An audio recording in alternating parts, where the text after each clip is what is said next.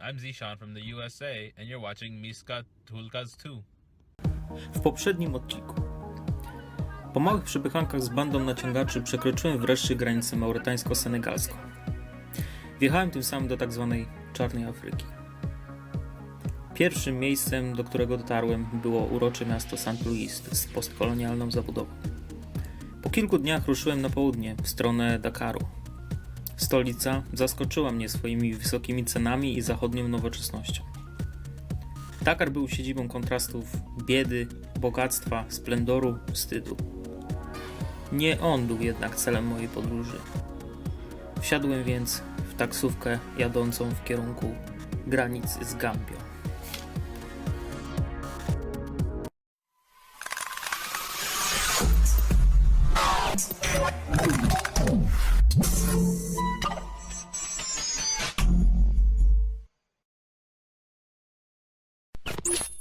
Za mało miałem sił, by cieszyć się z dotarcia do Gambii.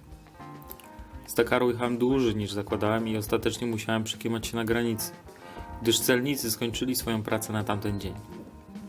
Na szczęście jakiś nastolatek, tytułujący się jako najlepszy przewodnik na granicy senegalsko-gambijskiej, załatwił mi najpierw kawę, potem wymianę waluty, a na końcu znalazł jeszcze tani motelik. Następnego dnia finalnie w moim paszporcie pojawiła się pieczątka wjazdowa i wjechałem do Gambii. Co prawda celnicy chcieli wymusić łapówkę, ale jako cwaniak z Bydgoszczy nie dałem się oszukać. Malutkie państwo o powierzchni zbliżonej do województwa opolskiego przywitało mnie radośnie i pierwsze wrażenie miałem jak najbardziej pozytywne.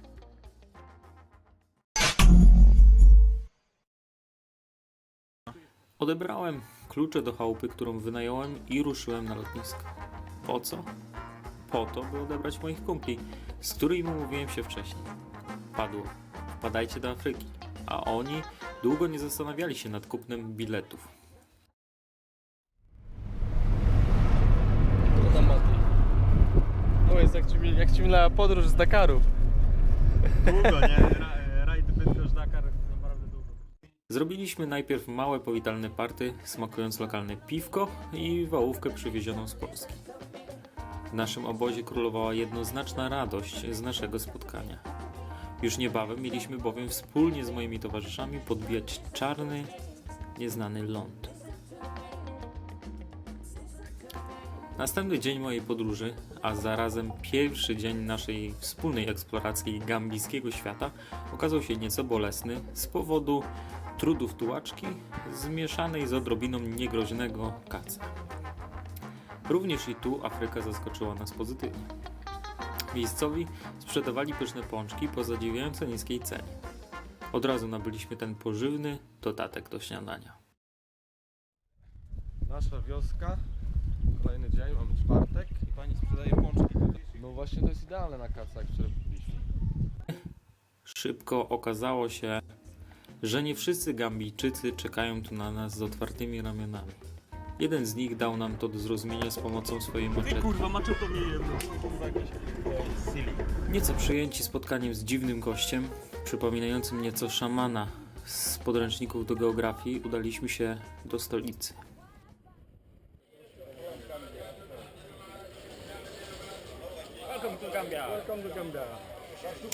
Banjul nie był imponującą metropolią i przypominał raczej prowincjonalne miasteczko ze swoim leniwym tempem życia. Nawet na bazarze, który nosił dumną nazwę Albert Market, trafiliśmy już chyba na koniec targowiska.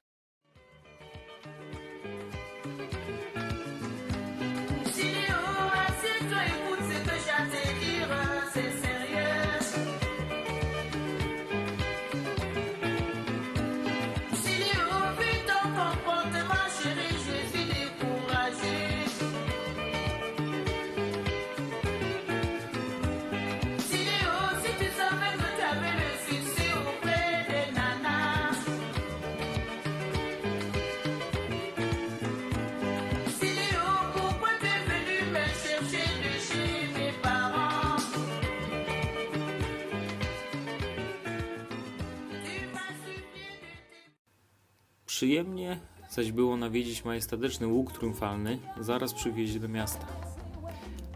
Prawo przejazdu pod nie mają tylko 2 podmioty w kraju: prezydent i ambulans. W środku łuku mieściło się małe muzeum rzemiosła i historii, które nawet przypadło nam do gustu.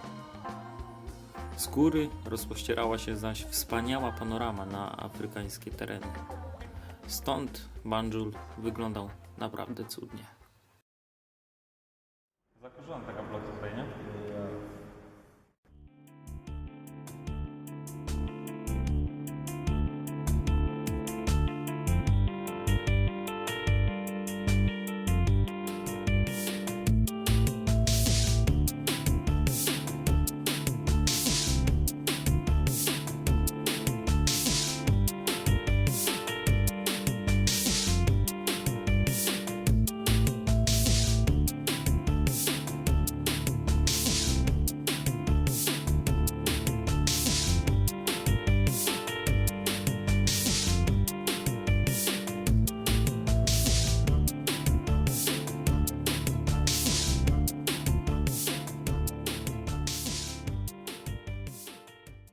Spacer po stolicy obfitował w liczne atrakcje, z których największą było chyba zwiedzenie ulicznej knajpki. Pani Gessler zapewne nie przyznałaby tu zbyt wielu punktów, ale nam spodobało się wspólne jedzenie z wielkiej miski.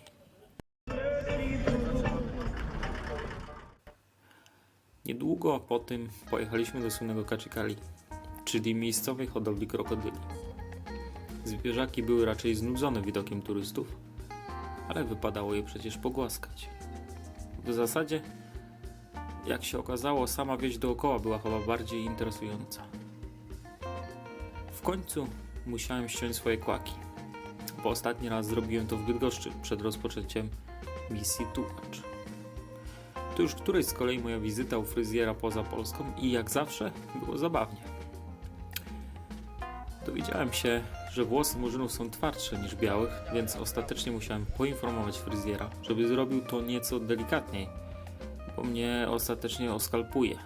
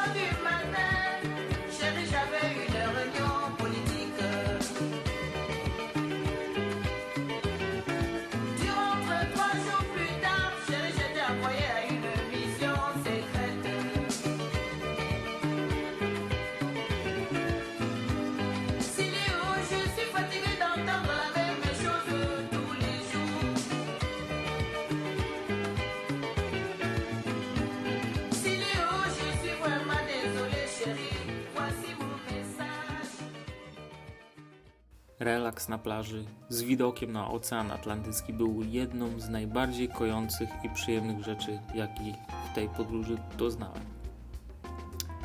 Palmy, bezkresna woda pieściła oczy, a szum fal niemal kołysał do snu.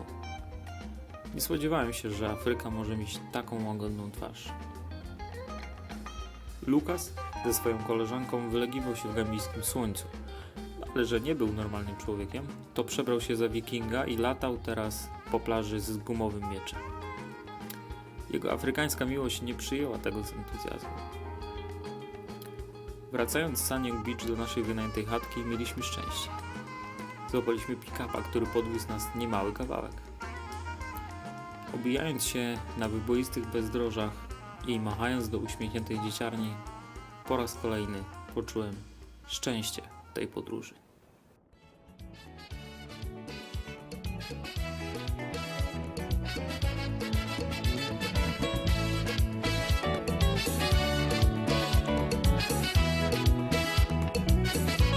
La femme de mon patron est tombée amoureuse de moi. Elle m'a proposé de devenir son amant. Elle est riche et elle est belle, mais moi je ne veux pas de problème. Son mari c'est mon directeur, moi je suis son chauffeur. Si je deviens l'amant de la femme du patron, c'est dangereux.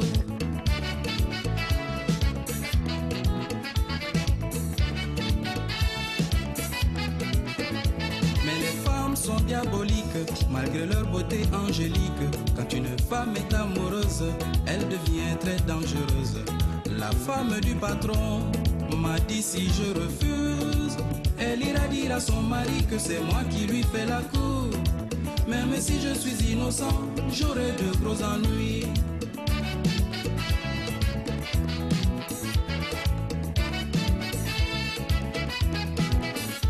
Devant cette situation, je ne trouve pas de solution. Car dans cette affaire, moi je ne sais plus que faire. Puis dans tous les cas, je n'ai pas tellement le choix. Si je dis oui, c'est imprudent à cause du patron. Mais si je dis non à la femme, elle va se venger.